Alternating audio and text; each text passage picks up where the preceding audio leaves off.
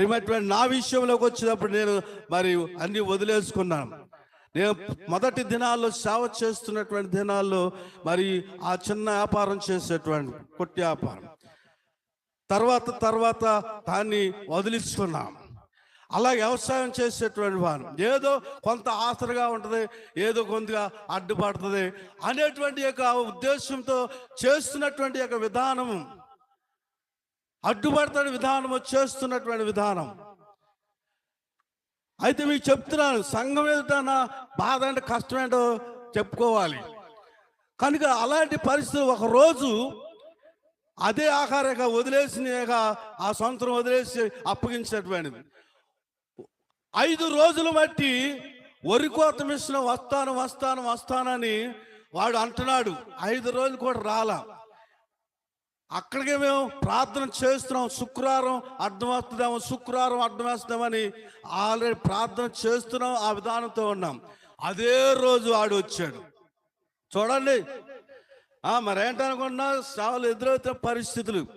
అదే రోజు ఆడు వచ్చాడు. ఉదయం వచ్చి నువ్వు పెట్టుకుంటే పెట్టుకో, లేకపోతే పక్కన కూడా ఉన్నాడు రెడీగా, నేను తీసుకెళ్ళిపోతాను అన్నాడు. ఏం చేయాలి? అప్పటికి 5-6 రోజులు అయిపోయింది. ఏం చేయాలి? పెట్టుకోవాలా వదిలేయాలా? మళ్ళీ ఎప్పుడు కొత్తాడో తెలియదు. మళ్ళీ పెట్టుకోవాలి కదండి.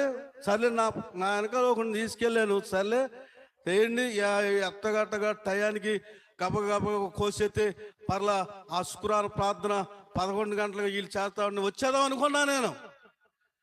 కానీ 11 కాదు, ఇక అక్కడే టైం సరిపోయేటట్టుంది. వీళ్ళకి ఫోన్ చేశారు, వచ్చారు, పాపం కూడుకున్నారు, ఫోన్ చేశారు. ప్రార్థన శుక్రవారం ప్రార్థన, అమ్మా మరి ఇది పరిస్థితి, రాలేను, వస్తే కనుక ఈ పని ఆగిపోద్ది, వాడు వెళ్ళిపోతాడు. కనుక ఈరోజు మీరే ప్రార్థన చేసుకోండి అని చెప్పాను ఆ రోజు. కనుక ఆ రోజు నుంచి మరి నాకు ఆటంకమైనటువంటి విధానం, దేవుని యొక్క పనికి అయ్యో ఎంత నేను భ్రమపడిపోయాను, అయ్యో ఆ ప్రార్థనలో నేను లేకపోయానే, కనుక ఇది నాకు ఆటంకంగా ఉంది అని ఇక ఆ సంవత్సరం దాన్ని అప్పగించేసానండి. ఆ సంవత్సరం అప్పగించేసాను. నాకు ఇక ఏది అడ్డంకు వెనకాల లాగే విధానం. నువ్వు అరే తెల్లారగా ఇంకొక మాట, పొద్దున్నే అది సాయం చేస్తామంటే పొద్దున్నే లేచి అక్కడికి వెళ్ళాలి. 5 గంటలు 6 గంటలు లేచి అక్కడికి వెళ్ళాలండి. అక్కడికి వెళ్ళాలి, దాంట్లోకి వెళ్ళాలి.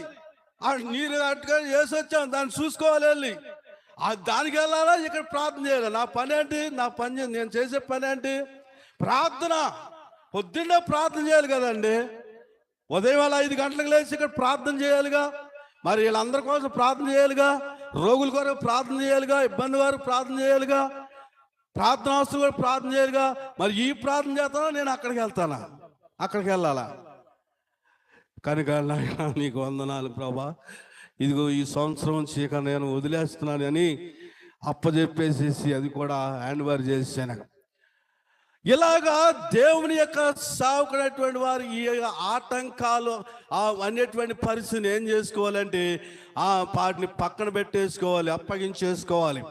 కనుక నీకు అదే, నీ కళ్ళ ముందు అదే కనపడతా ఉంటుంది. అది కనపడినప్పుడు నువ్వు సేవ ఎక్కడ చేస్తావు? నువ్వు సేవ చేయలేవు. అయ్యో అదేమైపోయింది, ఇదేమైపోయింది, ఇదే కనపడతా ఉంటుంది.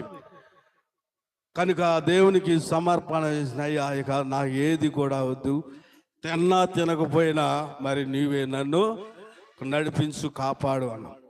కనుక అప్పటి పరిస్థితి కంటే ఇప్పుడు పరిస్థితి నాకు దేవుడు చాలా చాలా ఆశీర్వదించాడు. దేవుని స్తోత్రం చెప్పండి. అప్పటికి నేను ఏదో చేస్తే ఏదో లాభ పొందుకుంటాను, ఈ అప్పులు తీర్చుకుంటాను ప్రణాళిక చేశాను. కానీ అప్పటికంటే ఇప్పుడే సమస్తం విడిచిపెట్టేసి దేవుని కొరకు సేవ పరిచయ కొరకు ఈ విధంగా చేస్తున్నప్పుడు దేవుడు ఇప్పుడే నన్ను ఆశీర్వాదకరంగా ఉంచాడు. దేవుని స్తోత్రం హల్లెలూయా. కనుక దేవుని యొక్క పని కొరకు నిలబడాలి.